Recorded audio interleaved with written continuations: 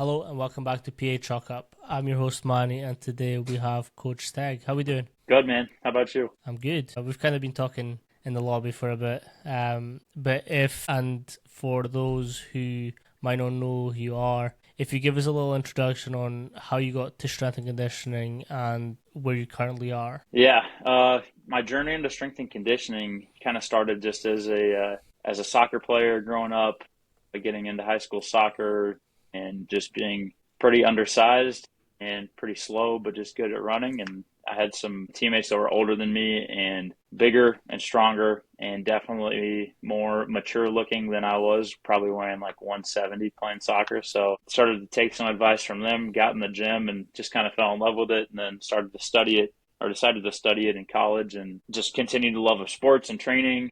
Kind of led me into the finding out that I could actually do this for a living, and then took that to an internship in Dallas at a private facility called Michael Johnson Performance, and then got a taste of the team setting of strength and conditioning and fell in love with training teams versus just individual kids along the way.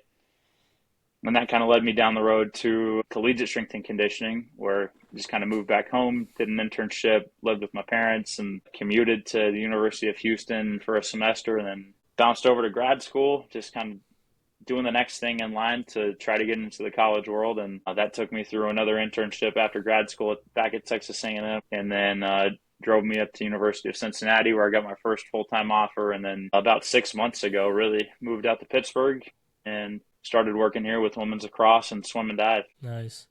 Again, I love talking to people who have had experience with the private sector and then went into collegiate, because personally I think you approach programming and people differently after that at public setting, like private, like public, if that makes sense.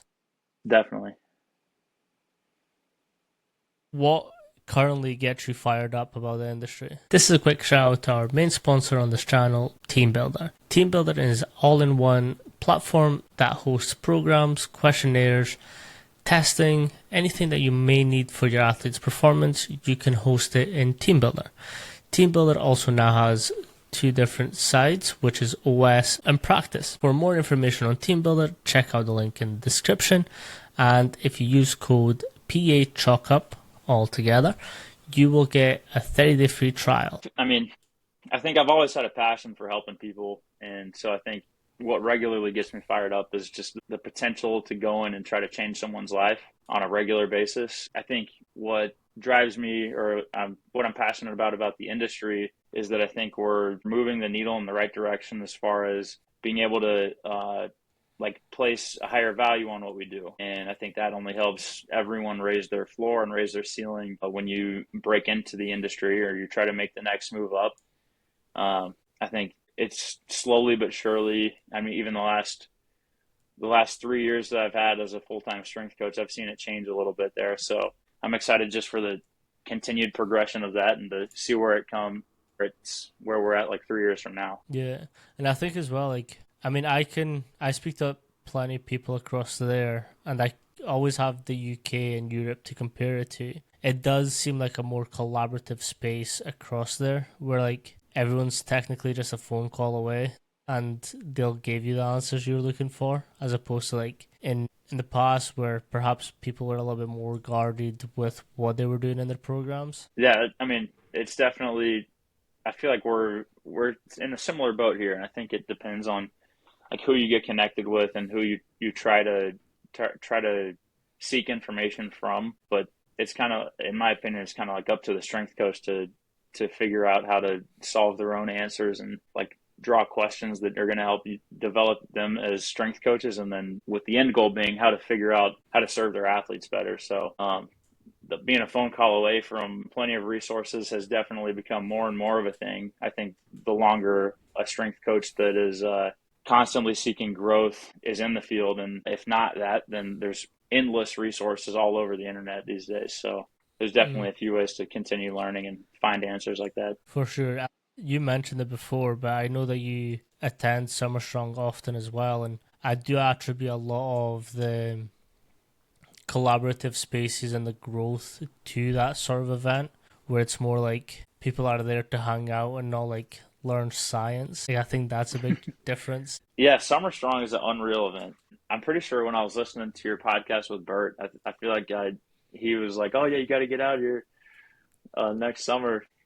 It's so interesting.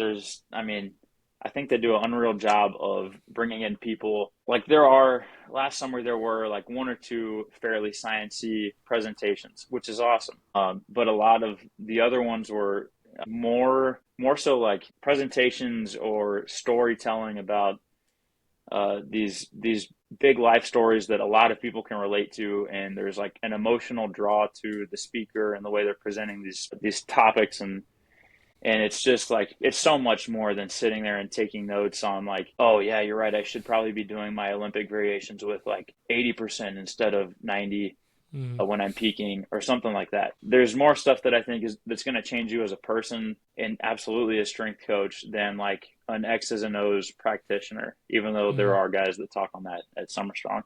And how does that then carry over to your session and your programming? Definitely, like leaving Summer Strong, I think you just definitely have a greater appreciation for all of the lives that you touch on a regular basis as a strength coach. There's often a presenter, and I say often, I've only been twice, but there's a presenter that makes you take a different perspective on life and like what you experience and go through on a regular basis. I don't know. I feel like the last 2 years I've left fulfilled and grateful for what I get to do on a daily basis and like call it my job. You're inspired by some storytelling that you've heard from some of the presenters and people that you've met. Yeah, I think everyone and their mom should definitely experience it at least once. Especially people's moms. With your roll-up pit, you've got swim, dive, and lacrosse. What are some considerations that you go through when programming for them on a day-to-day, week-to-week, month-to-month? Yeah, lacrosse is a fun one. I think I didn't know anything about the sport growing up, but taking the job at Cincinnati, moving out there and getting to talk to one of the strength coaches at Texas A&M before leaving that had lacrosse previously, getting to know the sport and all of its demands. It's an exciting, fast, physically demanding sport. It's got to be one of the most physically demanding sports there is. And I think with that, some of the bigger considerations are that, and you could argue either way on this, that you're probably trying to develop a jack of all trades that's, especially in the women's game, and all of the things that come with training like female field sport athletes from a risk perspective. Like maximal strength is a huge thing, especially from the waist down, from injury prevention, force production, just general athleticism, eccentrically, concentrically, isometrically, like fast and slow, all of those things. Like getting maximally strong, really important. Becoming maximally fit, also very important, because you're going to be on the field for 5 minutes plus at a time. There's turnovers on each end of the field. You're not getting subbed off if there's no goals being scored, or unless there's like a real quick time to do it in transition. You can't just be good for one possession. You also have to be extremely fast if you plan on being useful in transition, trying to run somebody down or take the ball from somebody, trying to drive past a defender and dodge hard, or if you're playing a zone and defense, trying to get out to the ball and hit the brakes real quick. You need to be able to accelerate and decelerate hard, kind of like I mentioned with the speed, but in tight spaces and chaotic environments. So when it comes to like putting together a training program, I try to think, and gosh, I just heard somebody explain this the other day. Like, what would I want to program, gosh, I'm going to butcher this. Program like so this is what it was. Program to elicit how your opponents will feel after they play us. So is that, gosh, they were fast. Gosh, they were able to fly it around to the ball quickly. Gosh, they just never got tired. All of those things. So that's one of those things that you kind of consider when you're putting things together. So it's like, okay, I know I need to be durable and robust. So I'm going to do a ton of training on one leg, increase stability from the belly button down, from a hip dominant and a knee dominant perspective. Do a ton of ankle work so I can interact with the ground better. Train the upper body to be robust, because it is not a non-contact sport. You're going to be clanging and banging, trying to run past people or stop people from moving past you. You got to resist being bent sideways. If I'm trying to resist somebody that's running around me to the cage, and I know that lateral flexion is a potential risk for lower body injury. I got to have a solid trunk as far as strength goes there. So, I mean, gosh, there's like so many things to consider, and you don't have to overcomplicate it. But I think that's something that excites me from a training point of view with them, is like all of those things together leads kind of to what can be a very unique training structure. Like I was just talking today, actually, I did a program audit based on what my programming was for lacrosse at Cincinnati last year, and kind of talked about how, like, while everyone needs to be strong because it helps like X amount of things, strength in capacity, being able to be strong repeatedly under a little fatigue, is kind of like how we started to tailor our programming towards the end of the fall. So it's like, and this is something that I had done with myself, hadn't done with athletes, tried it with the lacrosse team, and they loved it. We did like a 10-minute strength circuit. So it was like bench press and deadlift. You have like 80%, 85% on the bar, sets of 3 reps, try to do as many rounds as you can in 10 minutes. Same idea with like heavy reverse lunges or a single leg movement. Like strength by itself is kind of arguably not useless, but you could be more useful with it. So strength and capacity is just a direction we tried to push. And luckily we were very fit. We were really strong, and we had minimal like significant injuries and time lost. So is that why? I don't know, but I think it definitely did not hurt them. I think you spoke about 2 really good things then just now. First being the concept.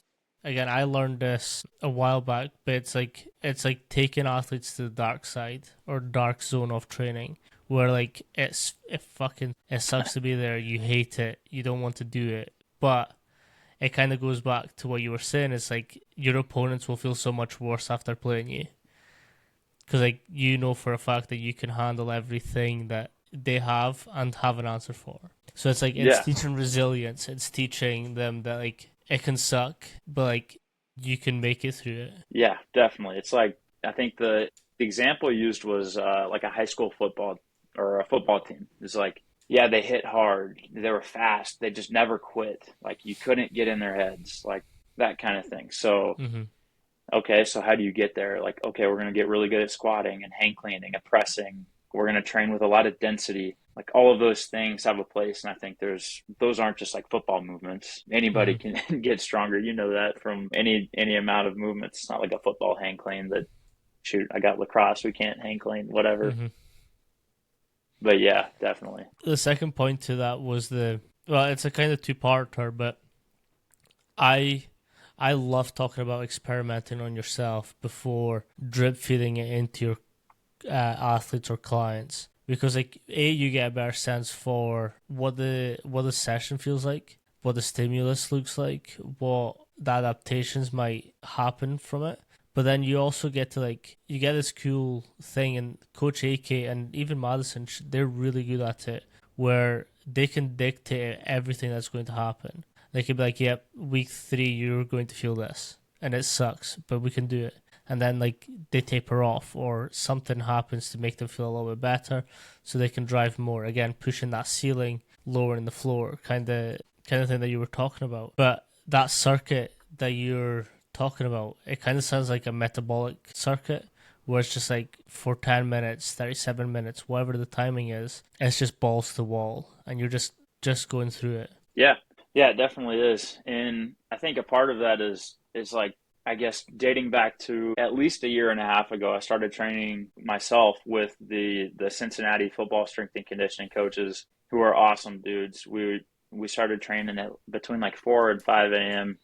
Just got it done before everyone's first groups of the day came in. Just like great community feel, training with other guys, going through the same stuff. And it was hard stuff. And the guy that was writing the training, he is like the jack of all trades, Brandon Garcia. He's like super knowledgeable, really good dude, a variety of experiences. And so honestly, a ton of that, or I guess a lot of the training that we did as a strength coach group, influenced a part of that idea, because I was like, I know I'm more fit than I have been, and I haven't really been doing any direct running or conditioning. I know I'm stronger than I've been in a long time. How is that not applicable to athletes that have more than one thing that they have to be good at, like to be good in their sport more than one time? And yeah, that just kind of is where that stemmed from. Obviously, there's certain things that might make more sense for athletes than strength Mm. coaches. That you got to be conservative because these kids also have to go do a 2 hour practice and instead of just walk around and yell at other people for the rest of the day. And then have classes. Yeah, right. They got to make it through class without falling asleep because they just got beat in the weight room or on the field too. On top of that, but yeah, there's definitely in like putting yourself through it has got to be a non-negotiable for Mm. strength coaches. And even when that's the case, one, you get to live it, and your kids most likely will see you living it. When you explain like this is what we're gonna do, this is when it's gonna like really start to suck. Like you're really gonna feel like Mm-hmm. crap 5 minutes into this. They start to feel like crap 5 minutes in. They're like, oh shit, he was right.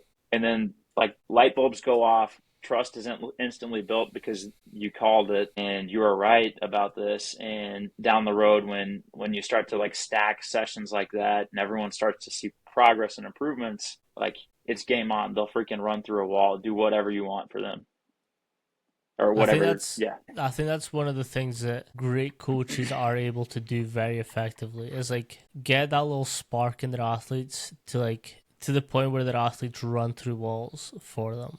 And it's like it's hard to explain if you've not experienced it, but like they're just fucking they just do anything that you ask. Hey, Mm-hmm. this session's going to suck, but we'll make it through it. Got it, coach. And it's just like fucking raw. It's class. Dude, that's where the fun starts. Like it's fun building to that point where athletes start to trust you, but once they when they do trust you and then you just see themselves go like just toe the line of pushing to a limit that they should probably be restrained from, that's where it's like, okay, like I've got it, you know. So, When I was across at UW, I had an athlete. They were twins. One of them was in my return to play group. For some reason, he was also in the next rack from me. So I had like my four athletes. Then he was in the rack next to me. And it got to some points where like I saw he was just like resting. So I was like, I bet you can't do another 10 press ups. He's like, got it, coach. And he would just fucking bash out another 10. But like that's what I love about sports performance. When you get kids to care about doing it and just like going the extra mile, like it's a game changer. mhm. You've obviously spoke about lacrosse. How does the programs differ for swim and dive? Yeah, for swim and dive, I mean, swim swim is no joke in its own right as well. Like those guys and girls swim thousands of yards daily, sometimes two And practices early. in a day. What's that? And early. And early, 100%. And I mean, they've got to be just as strong from tip to toe as anybody else. I mean, it's we got to kind of like balance the opposites. It's like they swim thousands of yards, which is thousands of strokes per arm, per hip, per leg, all that. And so strength is a massive thing that we chase, especially in the like the shoulders and around the hips and the lower back because of how much like in underwater kicking the lower back undulates and obviously in pulling water how much stress the shoulder and the rotator cuff take. So like trying to build a nice strong upper back can do a number in preventing or reducing the risk of shoulder injuries. Getting really strong in the pull-ups and chin-ups with like complete extension at the bottom and full range of motion. Pulling there is a massive thing that we chase. Really strong lower bodies, like start of the year, full depth squatting, just working on hip mobility and strength through a large range of motion will only help them get stronger faster while developing the mobility and like the upper back postural strength for the trunk to develop them to be able to hit walls harder, kick harder, start harder, all of those things. So there's a number of things that we chase and compared to dive there's a lot less. I don't want to say it that way. We pretty much try to just maximally improve our vertical jump and keep the upper body very durable because of the number of times that they come into the water coming in at like 30 miles an hour or more, especially off towers, like the wrists and the elbows and the shoulders and the neck and the upper back have to take that beating first. So trying to develop uh, strength and structure like around the joints to be able to withstand that and be able to from the belly button down, be able to be strong enough to bend the 1 and 3 meter boards to be able to get enough height off the boards to perform the dives. Especially off tower, you're not going to have a flexible board to be able to give you energy back. So you have to produce all of the height off of this concrete platform to be able to get up into the air to be able to perform your dive. So kind of like slow strength, being able to be like maximally strong, and then really quick for tower divers and a flash for platform, excuse me. Those are kind of the bigger things there. And then just develop a ton of core strength around the lower back because of the amount of times that they flex into their tucks and pikes, and try to avoid an overextension injury from when they're entering the water, getting out of their dive to enter. So yeah, those are just a few big things there. You mentioned something quite interesting. I want you to dive into that a little bit more. And it's something I've never actually considered, but it's accounting for the reps and resistance that they're physically doing in the water. How are you sort of accounting for that, and what are you doing to balance it within the program itself? Yeah, I mean, we don't do a ton of volume with vertical pulling. The biggest thing that I do, I guess, to kind of complement and counteract all of the repetitions that they do in the water, which is for the most part like pure concentric action, is one, slow it down. So we do a ton of, like early on, a ton of eccentric work and a ton of isometric work, like pre-fatigue ISOs, like holding your body over the bar, or like on a lat pull down, hold the bar below your chin, build some time under tension there. I love training for both grips because in a chin up grip at the lengthened position, you stretch the lats a little more. Overhand grip, like a regular pull-up grip, might be more practical just because of the position that your hands are in when you're actually pulling, is more so like what you're going to do in the water. Where we go higher in volume is with our horizontal rows, and that's something I've drawn from a number of strength coaches that work with swimmers as well. And then we kind of complement that with some extra like rear delt rotator cuff work, whether it's like a row and rotate, or some field goals, or some IYT ISOs, or some just bent over reverse flies with pauses and things like that. So we don't go too crazy with the volume. Just try to work time under tension, huge ranges of motion to make sure we can get strong and flexible, like move those needles together, like up and to the right at the same time. And then hopefully, all that being said, be able to pull more water per stroke, be able to take less of a toll on the structures deep in the shoulder, to hopefully have each of those strokes take less of a toll on the rotator cuff and things like that at the end of the day. Yeah, that's super interesting because I hadn't, well, obviously load is load, but I hadn't considered like the balancing aspect of it. So like it makes sense that I'm not 100% sure on the exercise, but it sounded like some form of upright row or something that is balancing the movement that they do in the water. Well, as far as like the opposite goes? Yeah. Gotcha.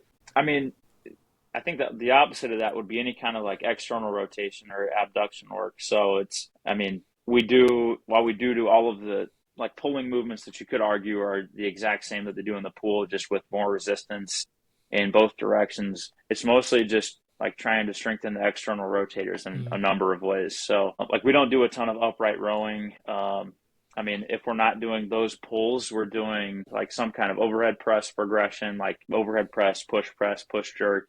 We'll eventually split jerk. We do bench press. Earlier on, we were doing one dumbbell incline bench press. It's just a number of those things, and trying to maintain, like you can strengthen a lot of things, and you can also mobilize. So we'll work a lot of T-spine rotation through some core work, like landmine rotations or just heavy cable rotations across the body, and then just general mobility work as well. Nice. And in a force development aspect for them, what are some ways that you look to develop that? Because they still need to, again, like you mentioned, dive off the board, push against the wall. Like, how is that development sort of brought through for them? Yeah, both groups started front squatting. So we'll just go with swim for now. So swim, front squatting, we front squatted for, I think, 7 weeks. started higher in volume. Then we went into APRE training, APRE Nice. 6 and 3 to really get like some good quality heavy work in. Now that we're racing, we're moving to box squats. So we're warming up with back squats and then moving to box squats for our like true working sets. And like last week we hit some heavy triples. This week we hit like a heavy triple, then some doubles. Next week will just be straight doubles leading into our big mid-season meet, which is the week right before Thanksgiving. So following that, like through the rest of the swim year, like after that big meet, we'll kind of take the box away. We'll go back to, if we just talk about lower body strength training, take the box away, go into some back squatting, full range of motion. Then once we get into championship season, like back in January, we'll put the box back in. I'm not sure if you're like a box squat guy or pin squat guy or anything like that, but to try to just save the legs a little bit, really still stimulate them to a high degree, but without like taking them into deep flexion that's going to just leave them more sore. So we can stimulate things and leave a little energy and recovery on the table, I guess. But and then we'll carry box squats through the rest of the season there. Similar idea for bench pressing. We'll get into like some board press or pin press later in the year. We'll get some jerks in for some like explosive upper body work. Plyo push-ups will stay a staple in the program, along with some various med ball slams and like overcoming isometrics, like in pressing into the hooks, things like that, like an overcoming iso lat pull down and a rack pull as well. Those will happen on different days. Going into the dive side of things, we mostly just roll, and we will deadlift with swim as well, but that'll turn into like our dynamic lower body work. But going into dives kind of progression, the biggest thing I'm worried about is just their squat numbers and their single leg strength, so they can have a good hurdle step into their big jump. So we'll start with some like extended eccentrics, like 6 to 8 seconds on the way down. We'll do the multi-pause, like 3 seconds per position. What do we do now? Now we're doing Hatfield squats, so like eccentrically controlling just their body weight, and then maybe using their hands a little bit on the way up.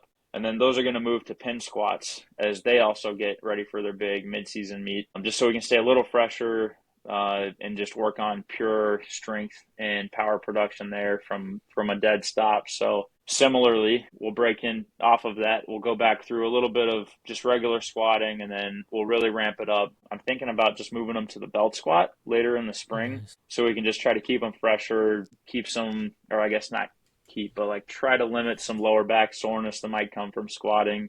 Although I think they do.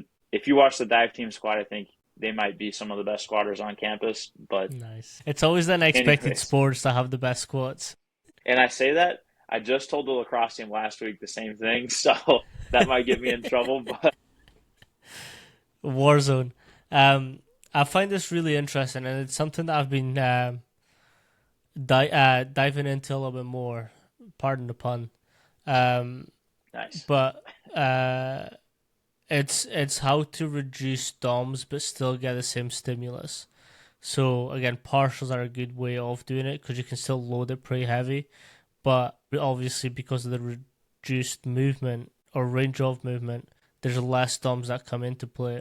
Obviously that becomes really helpful when it is in season and they have their meets and they have their competitions. How essentially do you phase that out? And when do you start like reducing some of the range to reduce some of the DOMs? Yeah, it kind of starts when the more important stuff picks up for them. So the closer we get to the bigger competitions and the bigger meets, where including practices are going to be more demanding. That's when I start to implement things that are reduced range of motion movements, whether it's a pin press or like a box squat or a pin squat. That's really where I throw it in. And it's not like a long-term thing. It might be like when we go in season with lacrosse last year, if we lifted twice a week, one day we did for sure box squat, but the other day we did like do a full range of motion split squat.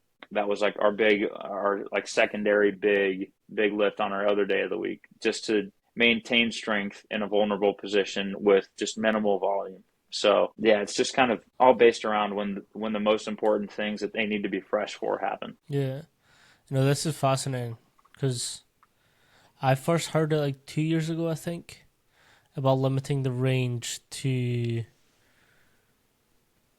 essentially not illicit DOMs. And again, from a prep stance, it makes sense to do it more. But like I love neuro prepping my athletes for, again, competitions. So it's like, how do I marry both? That became like a very important question. And I think, yeah, I love that challenge of like, how can I squeeze the most out of them when they are, having to be fresh more than you can exhaust them. Yeah. And I mean, it's only one piece of the puzzle too. It's Mm-hmm. like, depending on the drills they do in lacrosse practice, if they do a ton of small sided stuff, which is like for defenders, a ton of like flying around the zone, which means a ton of cutting, like they're probably going to be sore from that too. Or Mm-hmm. if they change it up in the pool and maybe they do a ton of resisted swimming, whether it's resisted upper body or they put like socks on their feet and make it resisted for the lower body. Like maybe they come in dehydrated, maybe they are just stiff for whatever reason. Like just because we box squat, it doesn't mean they're Mm-hmm. just going to train and not feel a little bit. So it's kind of just doing your due diligence or like doing what you can control to try to limit, like still give them what they need to either maintain or improve some qualities without, or I guess with trying to limit how dirty you do them by implementing whatever you're going to implement. Yeah. How, since being at Pitt, what was something that you got really challenged with in terms of like how you used to program and like how are you approaching it now? That's a great question. So at Cincinnati, with the swim team, we trained 3 days a week. We lifted Monday, Tuesday, Thursday, and that never really changed in my 3 years that I was there. And I thought we clearly made a ton of progress in the weight room from either like barbell numbers or force plate numbers or even just time drops in the pool and kids are like, oh my God, I've never felt better off my starts or my walls, whatever. Going from Cincy to here, the sprinters on the swim team train 5 days a week. Oh, Mid shit. distance and distance swimmers only train three, Monday, Wednesday, Friday. So in training, and with that, there's like some constraints that came from the coach where Monday, Wednesday, Friday, we're pretty much running a full hour long lift, like all of your big barbell stuff, all your regular accessories. Tuesday and Thursday, you're either doing a clean variation or a snatch variation, and that's pretty much it. Now in our season, we're doing a clean or a snatch with some plyos, and then they're doing their big, like in air quotes, dry land core work, which is, and it's honestly really well written. The coaches write it. It's like a ton of ab rollouts and pike ups and things like that. But with that, I've kind of had to like. There's also the constraint of Wednesdays. The coach specifically asked for like no lower body on Wednesdays because they're planning on like hitting it hard in the pool. So like, okay, well, shoot, I need to, if I know I'm going to squat on Monday and deadlift on Friday, like where can I put any kind of like knee dominant hamstring work or where can I put any single leg variations? Because we're pretty much just bench press, do some rows, do some like hip work on Wednesdays, do a little shoulder care, do some explosive upper body plyos. I think definitely trying to work around that and implement the system that I think is best fit for sprint swimmers has definitely been an interesting thing to adjust to. Yeah, that's interesting. I've never thought about like, again, obviously the coaches get the last say, but like they would have specifics on what they want the strength coach to do on what days. Yeah, I mean, our head coach has been at a ton of very successful swim programs, or I guess been a part of very many from being on the coaching side of things, and I think some of it is some of what he wants to see is based on those influences, which is totally fair. Like if it works for some of the better programs, then like there's got to be something to it. So yeah, I mean, we're definitely making it work, and I think we're making some good progress in the weight room. And the like force plate numbers show it, pull up numbers show it. But it's been trying to figure out how to take like a 3 day system that Mm. I was like moving and grooving with and like spread it out a little bit to a 5 day system with a few different constraints. So like, and even in that sense, you're like, well, if I'm going to Olympic lift Tuesday, Thursday, I'm going to squat on Monday, I'm going to bench on Wednesday, and I'm going to deadlift on Friday. How do I not just make every day a high day? You know? Mm-hmm. So it's been interesting, but they just had a great meet last weekend on pretty much minimal rest, and so something's working. Not saying it's the weight room, it's probably the pool, but because that's where they spend the most of their time. But yeah, we'll see where it goes. Nice. I think as well, like we all hope for more days with the athletes. Like Mm-hmm. We could, oh, if only I could have them 5 days a week, 6 days a week, whatever. But like, it's how do we approach the programming in a way that A, doesn't completely tax them out, but B, it's like there's enough variation for them to keep coming. Yeah, definitely. When you are sort of programming for these phases, what are you doing in terms of like readiness and making sure that your athletes are able to keep coming and keep performing throughout all their competition, their meets, and their phases? For readiness, I haven't really gone down like the questionnaire thing, or like we don't have whoop straps or anything like that to check like from a department side of things versus them just wear their own gear, they check on it. But usually it's coming from the coaches and it's coming from just conversation. So it's like I'll get feedback from the lacrosse girls. Like that practice was ridiculous in the lift from Monday combined with like the practice Tuesday and conditioning on Tuesday. We roll in to lift on Wednesday and like everyone's smoked. It's like, okay, all right, I'll take my foot off the gas a little bit. Maybe we'll just do like a set or two sets of accessories after our big stuff like we need to get done. Swim, same kind of thing. It kind of comes mostly from the coaches. It's like, yeah, we're gonna like we hit them pretty hard. Let's take these, I don't know, take these triples, turn them to doubles or doubles to singles and spare them a little bit so we can have fresher bodies in the pool for like a really important practice that's coming up like 2 days from now. So kind of from a readiness kind of thing, that's pretty much what we roll it with, is mostly subjective stuff. And outside of that, I'll look at our force plate data. I try to get all of the athletes that I work with to jump twice a week because it's kind of just a toss up if you jump once a week, in my opinion, and like hope to see what their best output that they're capable of is. And if I'm seeing trends that are not for multiple metrics, whether it's like jump height or RSI, or maybe it's like a relative to their body weight metric, if they're just not going in the right direction, then I'll check in on them. Just like, what's going on? How do we feel? How are you moving in the water? How do you feel on the field? If all of these red flags are confirming, then it's time for a deeper conversation. So, but if not, then it's like, okay, maybe you just had a couple down days, but you're back. So, Again, I've spoke about this. I'm trying to debate. I'm debating whether to bring it up again. But it's like, what is the easiest and best way to get your athletes' readiness scores? Hey, how are you doing? Can I get a fist bump? How much power is in a fist bump? So it's like, I always have this debate in my head, like, when are we too much science? Is that important? Like, how important is it as opposed to like, hey, how you doing?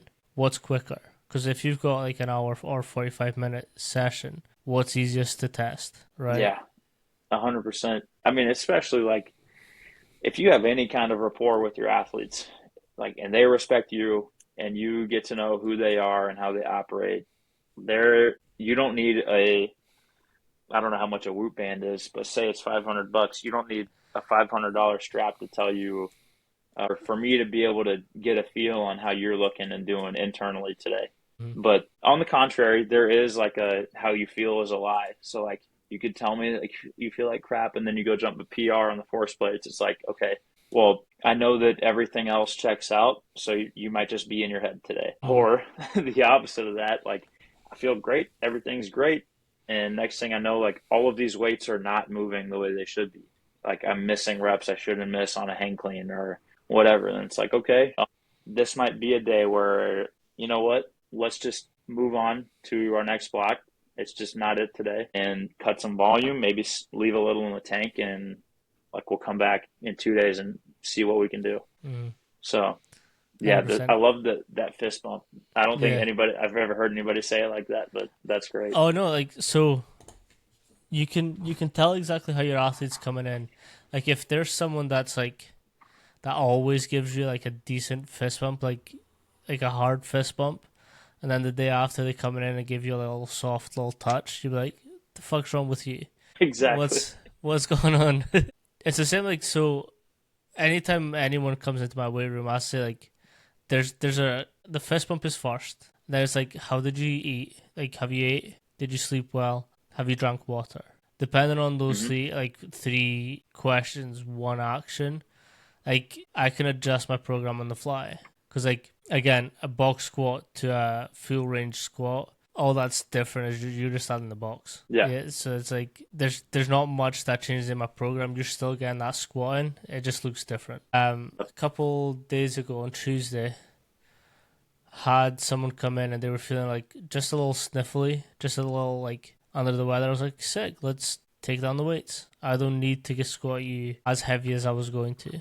Like, we can do that next week. It's okay. That's something I've done as well. But I do think and maybe I'm wrong, but I do think there is some value in playing the like, let's just see card. Like, not necessarily not being considerate of the fact that somebody may not be feeling their best, but like if you tell me I feel a little off today, but like I don't know what's going on, and I'm immediately just like, oh yeah, okay, yeah, well let's just let's be like ultra conservative today and just like there's something to be said for doing that.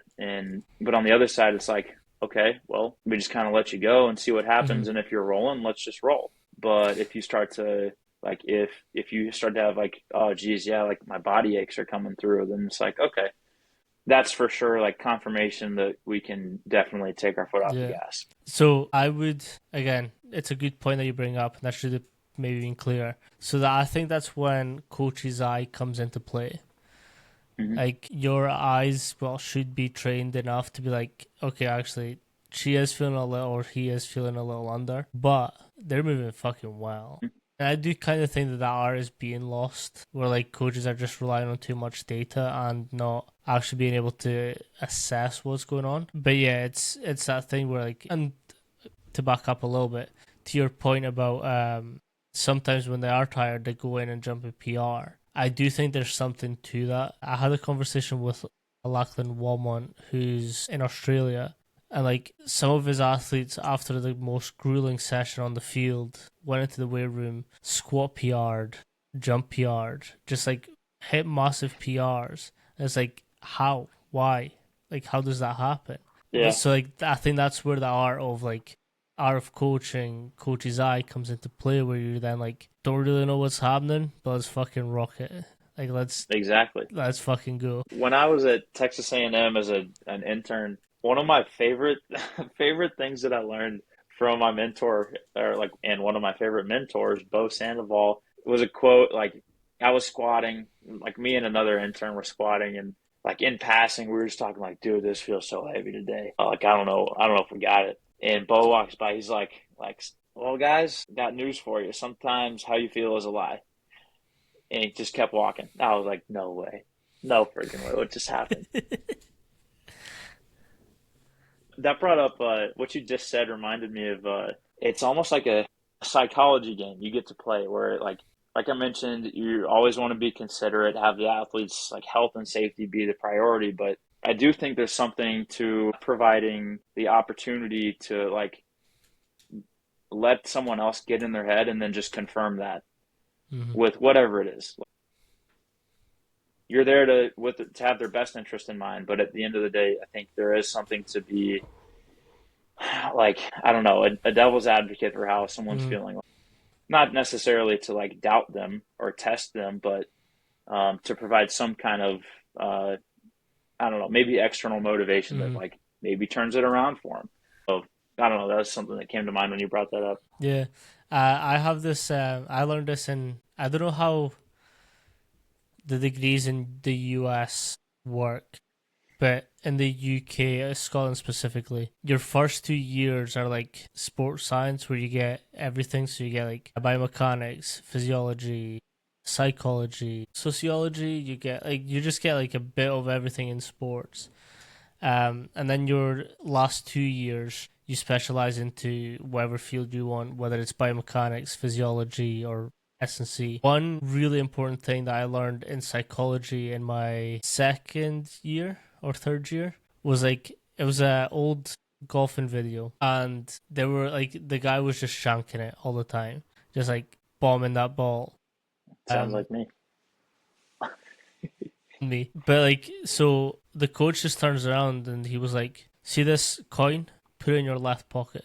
Or like, it was a golf ball. It was something that like elicit a feeling within him. And like the coach, after that, the athlete just fucking nailed it. Like, just nails it.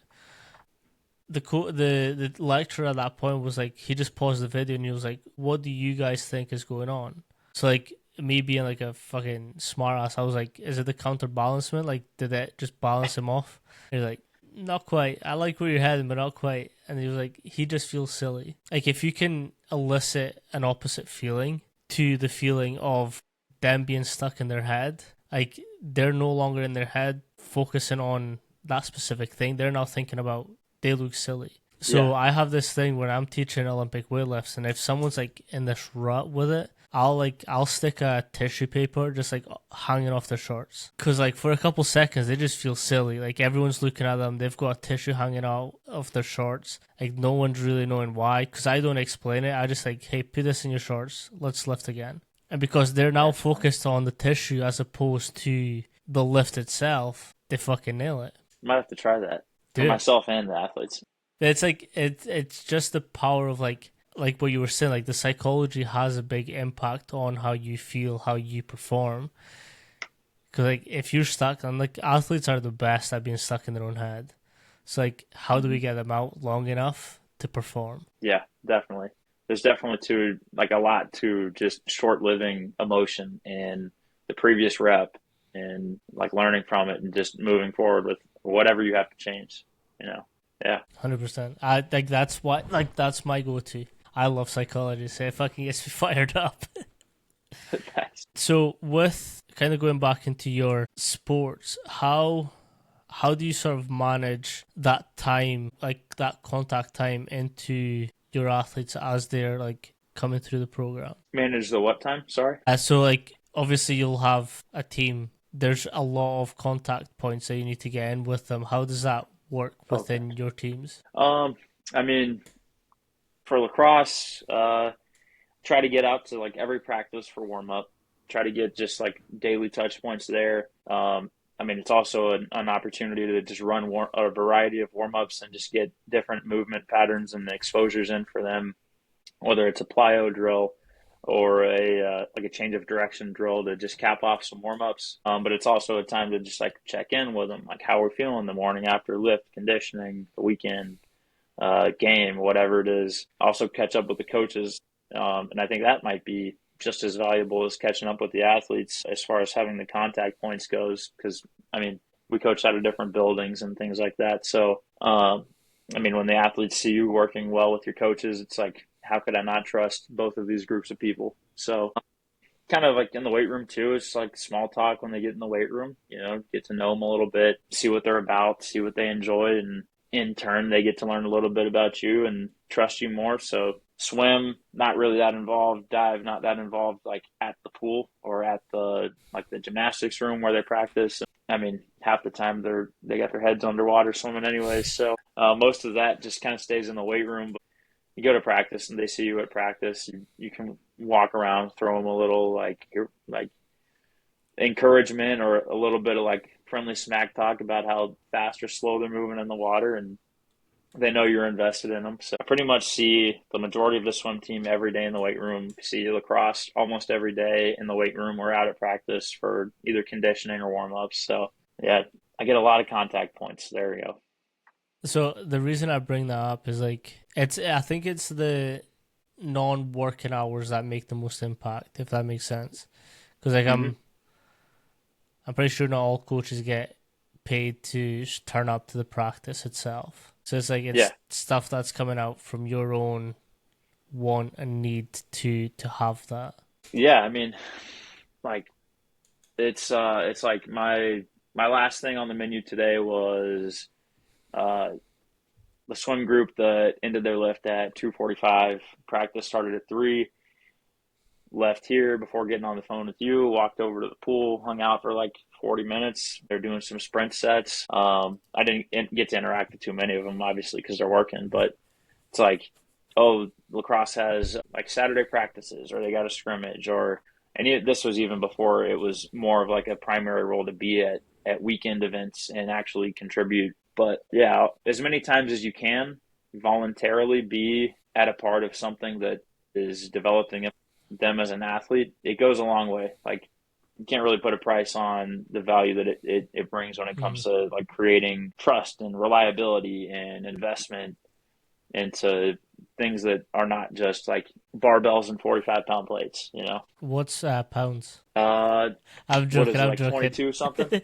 That was one of my hardest challenges in the US. Cause like, so for a Pounds to joke, kilos or yeah. kilos to pounds? So sometimes like athletes would come up to me and they were like, "Have I got the right way on the bar?" And I was like, "Fuck, you tell me." Do you? That's funny. No, it was that was the biggest challenge. Like I knew that I had to have my shit together for that, but it was like, fuck, puns are so Yeah. unnecessary. Hey, whatever. Feet, yards, pounds, miles, gallons. So that very interesting thing is like UK is a pounds country. Like if we're talking about like body weight, people will give you pounds or stone. But like wear room wise, everything is kilos. Huh. That is interesting. And then when we talk about like road distances, it's miles. So like that doesn't change. But sometimes like in the signs you'll have yards. Huh. I mean, it sounds like y'all need to make up your mind. Right? Right. I'm just messing with you. No, I'm not. They need to figure this shit out. Just change it all into kilograms and meters. Again, I'm Portuguese, so. That's funny. What advice would you give an intern or strength coach coming into this industry? Man, it's a good one. An intern or a strength coach kind of getting into the field. I feel like interns and strength coaches trying to get into the field need to just stick around as long as possible and do and see more than they think they should or that they know they should. Like I know when I was an intern at like Michael Johnson Performance in my last semester of college, I was pretty much interning, watching everything from the Major League Baseball offseason group to the NFL offseason group to the guys that were prepping for the combine to like a college offseason group. Was observing all of those things. And I really think that along with like the people that I got to learn from directly, not just like observing and helping sessions, really set me like on a freaking upward trajectory from the first day that I spent at that internship. One, because I didn't know anything at the time, but two, like if I was only assigned to help with the MLB like the baseball offseason group, I would never get exposure to working with contact sports or anything like that, or working with youth athletes in the afternoon.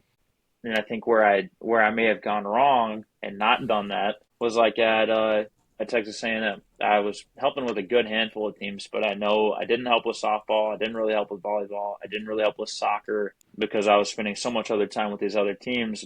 And I haven't had like a job opportunity that's come across my plate that's like been with any of those teams. But like, who's to say if that wasn't one of the primary roles or like a secondary role that I got to help with that I might be more marketable for any kind of thing like that. I think definitely like interns and young strength coaches need to be a part of as many things as they can and get as many different coaching experiences as they can, whether it's like youth athletes or adults or I don't know, college athletes or like if some coach hands them an injured athlete that they need to go handle their lift. I don't know. I think all of those different experiences are things that need to be maximized to be able to set yourself apart and learn more faster. I think as an intern or like a young strength coach, I think you should probably like do as much as you can. And at the end of the day, try to remind yourself that you probably have more to give and probably more to gain. So like just keep seeking those things out to just make sure you're filling your bucket every single day and just maximizing whatever that experience is that you're a part of. Yeah, I think this is a really good point. If I give this example, I'll give it away. If we're just going down the same route, so like if it's like, say someone's really into conjugate and like the whole lineage that you go after that is just conjugate type training, there's going to come a point where like if you do get offered a role somewhere else that isn't conjugate, like that's going to be a steep learning curve. So it's getting enough experience that challenges how you think and the perception that your mentors have instilled in you so that you can be a more jack of all trades kind of approach to programming where you can like you mentioned, like you've got 5 days with athletes, but some of those 5 days are constraints. Like, how do you maneuver around that? And I think that kind of brings on to my next point is like the way you're talking about your program, and it's like there's triphasic, there's tier system mixed in there, but you kind of like you're a principles based coach. So like you simply like take things from whichever method to best suit what you have in front of you. Yeah, I think I started doing this before I even learned what it was, the following the vertical integration model and just emphasizing. I mean, it's so close to like linear and block as well, but it's kind of like a joint effort to continually touch the training of different qualities, but spend more of your time allocated to one while the others just kind of get touched on. So like it's almost like year round, except for when we really go in season, that especially get late into the season where like work capacity stuff to like just nix it, just kind of touch your high threshold stuff and move on and start recovering a little earlier. But yeah, that's kind of my approach has been to kind of give the athletes the tools to make the like gradual transfer of max strength development happen. So like teach Olympic lifts early on without emphasizing or like expecting dramatic increases in power and speed. Because as we get better at squatting and pulling and all of these things, once we actually get to a strength and power phase, then we can actually use those movements to essentially help you use the absolute strength that you gain from making your lower body stronger with a squat and use that strength more dynamically in a clean or a jump or a sprint. And then like you start to see those things kind of take off. So, and all the while, like you're touching up on work capacity stuff. You're trying to build some armor for the upper body if you're a field sport athlete, things like that. It's like the most fun part is seeing athletes reach their potential and win and go on and do all these things they set as goals for themselves and as a team. I think the build up to that, like the building the structure to help make the physical qualities that will help get them there happen, like trying to like it doesn't have to be a puzzle and it doesn't have to be complicated, but trying to figure out how you want to do it and how you see that it can be done in the best way for them. Like all things considered, I think that's there's so much fun in that for me. If you work with any athlete that would benefit from being able to do more work in less time, which is probably all of them. Okay, awesome. Like take all of your rows, take all of your lunges, take all of your ab work, whatever, and put them on a clock and have them do a set every minute on the minute, which means you have to organize it that way and you have to have enough time to do it. But like put them on a clock. It'll hold them accountable. It'll manage their rest. Some things will take longer than others. Like given there is a time and place for that, you're not going to do that in season. But I don't know. I think that's like where the fun starts. Okay. I appreciate you so much for coming on today and spending some time with us. If you could let people know where they can reach out to you and sort of ask any questions or follow up. Yeah, really, I'm pretty much just on Instagram. I don't really do anything else other than try to be active on that. It's Coach Steg, Steg, the first four letters of my long last name. So if you want to talk about whatever or just reach out and connect, that's where you can find me. Nice. Appreciate you again so much for coming on. Yeah, thanks for having me. Peace.